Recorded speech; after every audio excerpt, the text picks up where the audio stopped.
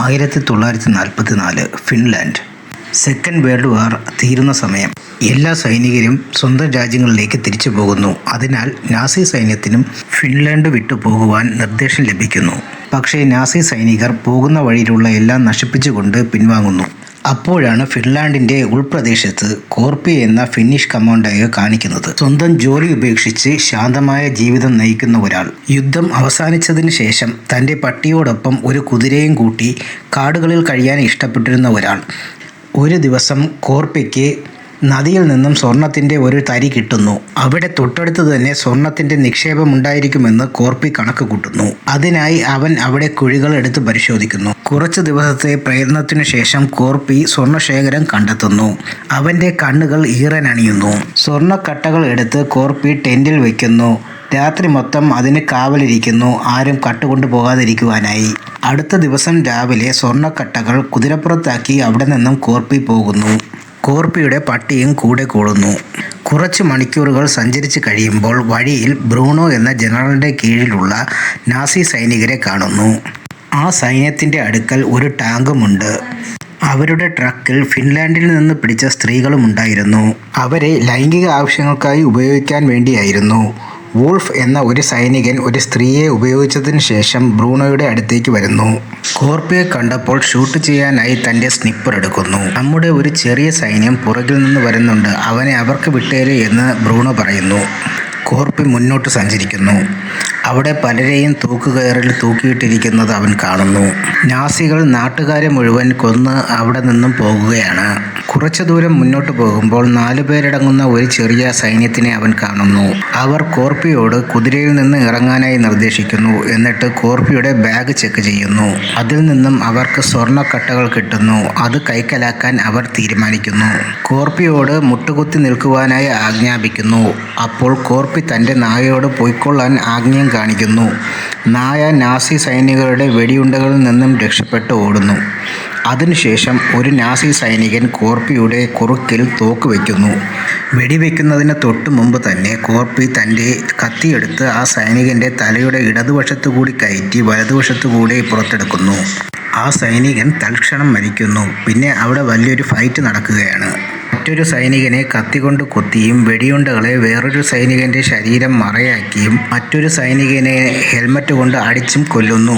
ഒരു സൈനികൻ പുറകിൽ നിന്ന് പിടിക്കുമ്പോൾ അവനെ കിട്ടിയ ഗണ്ണ് കൊണ്ട് വെടിവെച്ച് കൊല്ലുന്നു. ഈ വെടിവെച്ച ബ്രൂണോയും സംഘവും കേൾക്കുന്നു. അവർ ചെക്ക് ചെയ്യാനായി പുറകിലോട്ട് വരുമ്പോൾ മരിച്ച തൻ്റെ 4 സൈനികരെയും കാണുന്നു. അതിൽ ഒരു സൈനികൻ്റെ കയ്യിൽ നിന്നും ബ്രൂണോയ്ക്ക് സ്വർണത്തിൻ്റെ ഒരു കട്ട കിട്ടുന്നു. അപ്പോൾ ബ്രൂണോയ്ക്ക് മനസ്സിലാകുന്നു കോർപ്പിയുടെ കയ്യിൽ വീണ്ടും സ്വർണം കാണുമെന്ന്. അങ്ങനെ അവർ കോർപ്പിയെ പിന്തുടരാൻ തീരുമാനിക്കുന്നു. വഴിയിൽ വെച്ച് അവർ കോർപ്പിയെ കണ്ടുമുട്ടുന്നു. അപ്പോൾ ടാങ്കിൽ നിന്നും കോർപ്പിക്ക് നേരെ വെടിവെക്കുന്നു. കോർപ്പി കുതിരയെ പായിച്ചുകൊണ്ട് അവിടെ നിന്ന് ഓടുന്നു. കോർപ്പി പോകുന്നത് നാസി സൈനികർ ഒരുക്കി വെച്ചിട്ടുള്ള ഒരു മൈൻ ഫീൽഡിലേക്കാണ്. ഇത് കണ്ടിട്ട് ബ്രൂണോ പറയുന്നു മൈൻ അവനെ തീർത്തുകൊള്ളും. കോർപ്പിയുടെ കുതിര ഒരു മൈനിൽ ചവിട്ടി അത് ബ്ലാസ്റ്റ് ആകുന്നു. കോർപ്പിക്ക് തൻ്റെ കുതിര നഷ്ടമായി. ബ്രൂണോയും സൈനികരും അവിടേക്ക് വരുന്നു. അപ്പോൾ കോർപ്പി തെറിച്ചു വീണ തൻ്റെ സ്വർണം ബാഗിലേക്ക് പറക്കിയിട്ടുകൊണ്ടിരിക്കുകയായിരുന്നു. കോർപ്പി സ്വർണം മുഴുവനും പറക്കിയിടുന്നത് വരെ അവർ വെയിറ്റ് ചെയ്തു. എന്നിട്ട് തൻ്റെ സൈനികരെ കൊണ്ട് കോർപ്പിയെ കൊല്ലാൻ കമാൻഡ് ചെയ്യുന്നു. സ്വർണം മുഴുവനും പറക്കിയെടുത്ത കോർപ്പി ഒരു കല്ല് എടുത്ത് ഒരു മൈനിലേക്ക് എറിഞ്ഞിട്ട് അവിടെ മൊത്തം ബ്ലാസ്റ്റ് ഉണ്ടാക്കുന്നു. ബ്ലാസ്റ്റ് കാരണം മുഴുവനും പുക കൊണ്ട് മൂടുന്നു. അപ്പോൾ നാസി സൈനികർ തലങ്ങും വിലങ്ങും വെടിവെക്കുന്നു. കോർപ്പി ഒരു ഷീൽഡ് കൊണ്ട് അതെല്ലാം തടയുന്നു. വെടിവെച്ചുകൾ നിലച്ചതിന് ശേഷം ഒരു സൈനികനെ കോർപ്പിയുടെ ശവശരീരം തിരക്കാനായി വിടുന്നു. അവൻ ഒരു മൈനിൽ ചവിട്ടി പൊട്ടിത്തെറിക്കുന്നു. അപ്പോൾ അടുത്ത 2 സൈനികരെ ബ്രൂണോ അങ്ങോട്ട് അയക്കുന്നു. അവർ 2 പേരും ഓരോ മൈനുകളിൽ ചവിട്ടി പൊട്ടിത്തെറിക്കുന്നു. അപ്പോൾ ബ്രൂണോയ്ക്ക് മനസ്സിലായി കോർപ്പി അവിടെ നിന്നും രക്ഷപ്പെട്ടു എന്ന്. പക്ഷേ ബ്രൂണോയ്ക്ക് ആ മൈൻ ഫീൽഡ് കടക്കണമായിരുന്നു.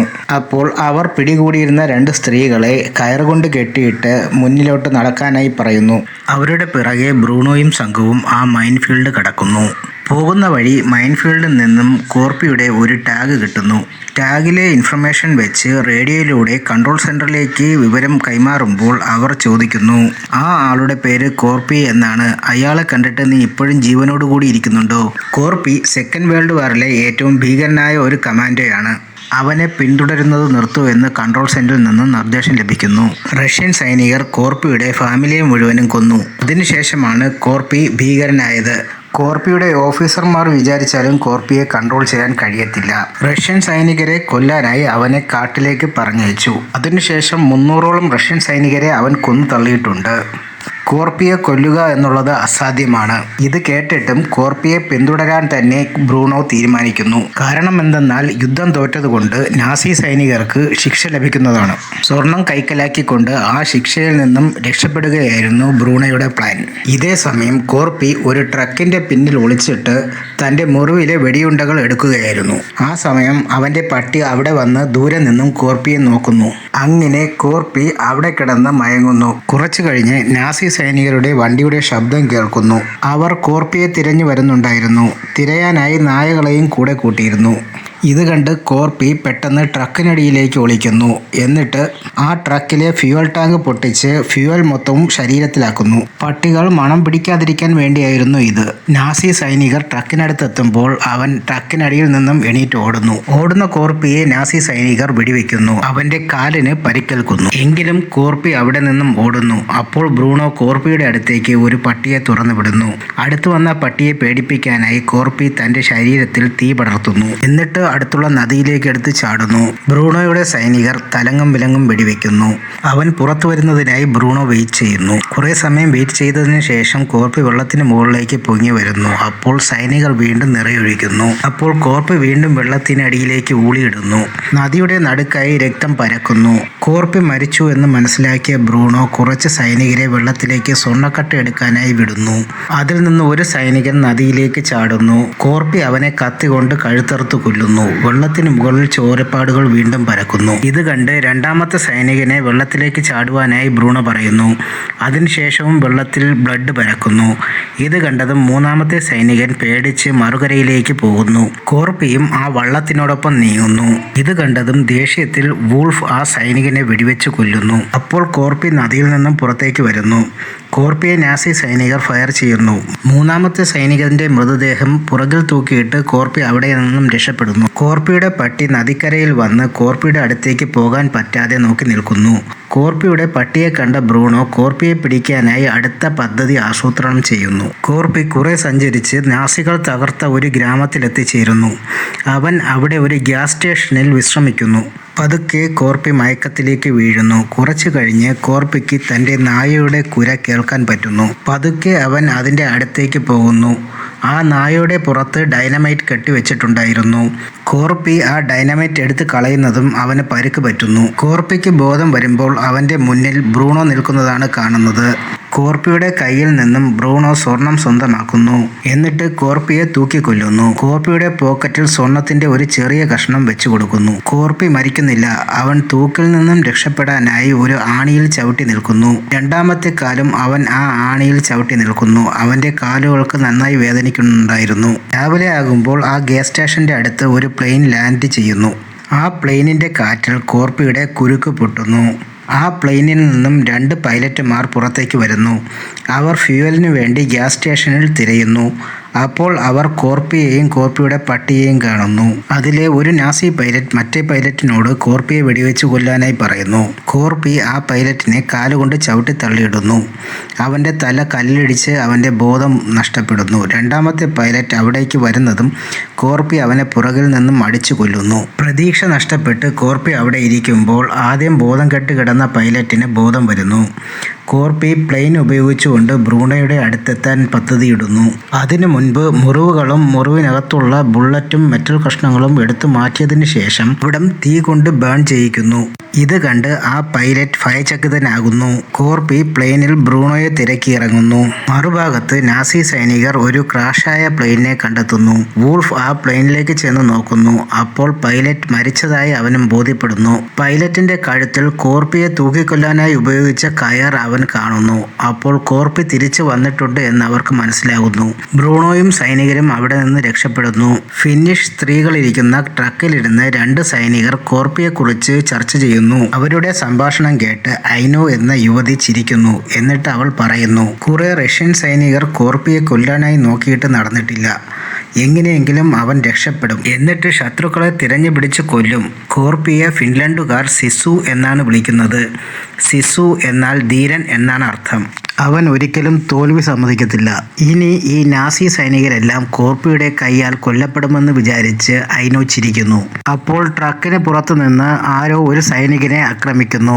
ട്രക്കിന്റെ പുറത്തേക്ക് നോക്കാൻ പോകുന്ന അടുത്ത സൈനികനെ ട്രക്കിൽ നിന്നും വലിച്ചിടുന്നു. അവൻ ടാങ്കിന്റെ അടിയിൽപ്പെടുന്നു. ഐനോ സൈനികന്റെ ഗണ്ണെടുക്കാനായി പോകുമ്പോൾ കോർപ്പി ആ ട്രക്കിനുള്ളിൽ കയറുന്നു. അവൻ ഐനോയ്ക്ക് ആ ഗണ്ണെടുത്ത് നൽകുന്നു. അതിനുശേഷം അവൻ ട്രക്കിന്റെ മുകളിൽ കയറി ആ ഡ്രൈവറെ കൊല്ലുന്നു. എന്നിട്ട് ഐനോയെ കൊണ്ട് ട്രക്ക് ഓടിക്കുന്നു. ട്രക്കിനെ ടാങ്കിന്റെ അടുക്കലേക്ക് എത്തിച്ച് കോർപ്പി ടാങ്കിലേക്ക് ചാടിക്കയറുന്നു. സംശയം തോന്നി ടാങ്കിൽ നിന്നും ട്രക്കിലേക്ക് നോക്കുമ്പോൾ മരിച്ച സൈനികന്റെ ശരീരം ഉപയോഗിച്ച് ട്രക്കിലെ സ്ത്രീകൾ ടാങ്കിലുള്ളവരെ കബളിപ്പിക്കുന്നു. ഐനോ മുൻപേ പോകുന്ന ട്രക്കിന്റെ അടുത്തെത്തിച്ച് അതിലെ സൈനികരെ മുഴുവനും വെടിവെച്ച് കൊല്ലുന്നു. കോർപ്പി ടാങ്കിന്റെ വാതിൽ തുറക്കാനായി പിക്കാസ് കൊണ്ട് ശ്രമിക്കുന്നു. അപ്പോൾ ബ്രൂണോ ടാങ്ക് പെട്ടെന്ന് നിർത്തുന്നു. കോർപ്പി താഴേക്ക് വീഴുന്നു. ഈ സമയം വോൾഫ് കോർപ്പിയെ വെടിവെക്കുന്നു. കോർപ്പി ടാങ്കിന്റെ മറുവശത്തു കൂടെ വോൾഫിനെ ആക്രമിക്കുന്നു. രണ്ടുപേരും ടാങ്കിൽ നിന്നും താഴേക്ക് വീഴുന്നു. ടാങ്കിൽ ബ്രൂണോയും ഷട്ട് എന്ന സൈനികരുമാണ് ഇപ്പോൾ ഉള്ളത്. കോർപ്പി വോൾഫിനെ പിക്കാസ് കൊണ്ട് അടിക്കുന്നു. അപ്പോൾ അവിടേക്ക് ബൈക്കിൽ 2 നാസി സൈനികർ വരുന്നു. കോർപ്പിയെ കണ്ട് ബൈക്കിലുള്ളവർ ബൈക്കിനെ അവിടെ ഉപേക്ഷിച്ച് ഓടുന്നു. കോർപ്പി വോൾഫിനെ ജീവനോടെ വിട്ടിട്ട് ആ ബൈക്കിൽ കയറി ബ്രൂണോയുടെ അടുത്തേക്ക് പോകുന്നു. അപ്പോഴേക്കും അവിടെ ഫിനിഷ് സ്ത്രീകൾ വരുന്നു. അവർ വോൾഫിനെ വകവരുത്തുന്നു. ഇതേ സമയം ബ്രൂണോ ഒരു പ്ലെയിനിൽ കയറി രക്ഷപ്പെടാൻ പദ്ധതി തയ്യാറാക്കുന്നു. അതിന്റെ പൈലറ്റ് ഒപ്പം ഒരാൾക്ക് കൂടിയേ ഇരിക്കാൻ പറ്റൂ എന്ന് പറയുന്നു. അപ്പോൾ ബ്രൂണോ കൂടെയുള്ള ഷോട്ട്സിനെ വെടിവെച്ച് കൊല്ലുന്നു. എന്നിട്ട് പൈലറ്റിനോടൊപ്പം പ്ലെയിനിൽ കയറി രക്ഷപ്പെടുന്നു. ആ സമയം കോർപ്പി അവിടേക്ക് ബൈക്കിൽ വരുന്നതാണ് കാണുന്നത്. അവൻ പ്ലെയിനിലേക്ക് ഷൂട്ട് ചെയ്യുന്നു. പ്ലെയിൻ ടേക്ക് ഓഫ് ചെയ്യാൻ തുടങ്ങുന്നതും കോർപ്പി ബൈക്കിന്റെ സ്പീഡ് കൂട്ടുന്നു. ബ്രൂണോ താഴേക്ക് നോക്കുമ്പോൾ ബൈക്ക് പോകുന്നതാണ് കാണുന്നത്. അവർ രക്ഷപ്പെട്ടു എന്ന് വിചാരിച്ചു. പക്ഷേ കോർപ്പി പിക്കാക്സ് കൊണ്ട് പ്ലെയിനിൽ പിടിച്ചിരിക്കുകയായിരുന്നു. കോർപ്പി പിക്കാക്സ് ഉപയോഗിച്ച് പ്ലെയിനിലേക്ക് കയറുന്നു. സംശയം തോന്നിയ ബ്രൂണോ ബോംബ് റൂം ചെക്ക് ചെയ്യാനായി പോകുന്നു. അവിടെ എത്തുമ്പോൾ കോർപ്പിയെ കാണുന്നു. അങ്ങനെ കോർപ്പിയും ബ്രൂണോയും അവിടെ വെച്ച് ഫൈറ്റ് നടക്കുന്നു. അവശനായ കോർപ്പിയെ ബ്രൂണോ തലങ്ങും വിലങ്ങും അടിക്കുന്നു. ഒരു ഇരുമ്പ് ബെൽറ്റ് കൊണ്ട് കോർപ്പിയെ അടിക്കുമ്പോൾ കോർപ്പി അതിനെ പിടിക്കുന്നു. എന്നിട്ട് ആ ബെൽറ്റ് പ്ലെയിനിലെ ബോംബുമായി ബന്ധിപ്പിക്കുന്നു. എന്നിട്ട് ആ ബോംബ് റിലീസ് ചെയ്യുന്നു. ബോംബിനോടൊപ്പം ബ്രൂണോയും താഴേക്ക് പതിച്ച് പൊട്ടിത്തെറിക്കുന്നു. കോർപ്പി കോക്പിറ്റിൽ ചെന്ന് നോക്കുമ്പോൾ വെടിയേറ്റ പൈലറ്റ് മരിച്ചിരിക്കുന്നു. ഇനി രക്ഷപ്പെടാൻ ഒരു വഴിയുമില്ല. കോർപ്പി സ്വർണ്ണമടങ്ങിയ തന്റെ ബാഗും കെട്ടിപ്പിടിച്ചുകൊണ്ട് പ്ലെയിനിന്റെ ഒരു മൂലയിൽ ചെന്നിരിക്കുന്നു. പ്ലെയിൻ താഴേക്ക് ക്രാഷ് ലാൻഡ് ചെയ്യാനായി പതിക്കുന്നു. പ്ലെയിൻ ഒരു ചതുപ്പിൽ ചെന്ന് ക്രാഷ് ലാൻഡ് ആകുന്നു. ഇതേ സമയം ഫിന്നിഷ് പട്ടാളക്കാർക്ക് നേരെ ഒരു ജർമ്മൻ ടാങ്ക് വരുന്നത് കാണുന്നു. അവർ എന്തിനും തയ്യാറായി നിൽക്കുന്നു. അടുത്തു വരുമ്പോൾ മനസ്സിലാകുന്നു ഫിന്നിഷ് സ്ത്രീകൾ നാസി പട്ടാളക്കാരനായ വൂൾഫിനെ ബന്ധിച്ചു കൊണ്ടുവരുന്ന ടാങ്കാണതെന്നും. മറുവശത്ത് കോർപ്പി ചതുപ്പിലിഴഞ്ഞു വരുന്നത് കാണിക്കുന്നു. അവൻ പിക്കാക്സിന്റെ സഹായത്താൽ ആ ചതുപ്പിൽ നിന്നും പുറത്തു വരുന്നു. എന്നിട്ട് കുറച്ച് ദിവസങ്ങൾക്ക് ശേഷം തൻ്റെ പട്ടിയോടൊപ്പം ബൈക്കിൽ ഹെൽസിംഗ് പട്ടണത്തിലെ ബാങ്കിലേക്ക് പോകുന്നു. ബാങ്കിന്റെ കൗണ്ടറിൽ സ്വർണം കൊണ്ടുവച്ചിട്ട് പൈസ തരുവാൻ ആവശ്യപ്പെടുന്നു. ഇതോടുകൂടി സിനിമ അവസാനിക്കുന്നു.